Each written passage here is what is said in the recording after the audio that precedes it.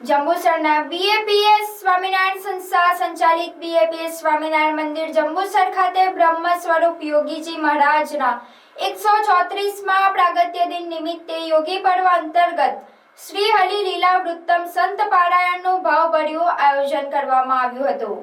પારાયણ દરમિયાન પૂજ્ય વૈરાગ્ય પ્રિય સ્વામી દ્વારા ભગવાન સ્વામિનારાયણના દિવ્ય ચરિત્રો, સત્સંગના મહિમા અને આધ્યાત્મિક જીવન અંગે પ્રેરણાદાયી પ્રવચનો રજૂ કરવામાં આવ્યા હતા।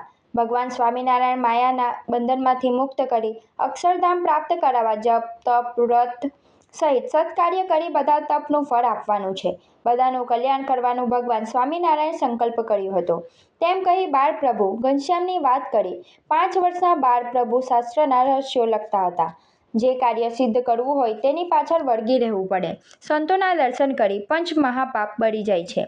સંતો સમાજમાં રહેલી બડીઓ, દુરાચાર, પાપાચાર દૂર કરે છે અને ભવજળ તરી જાય છે। ભગવાનને ધર્મ, જ્ઞાન, વૈરાગ્ય, ભક્તિ વહાલી છે અને અક્ષરધામ સાથે લાવ્યા છે।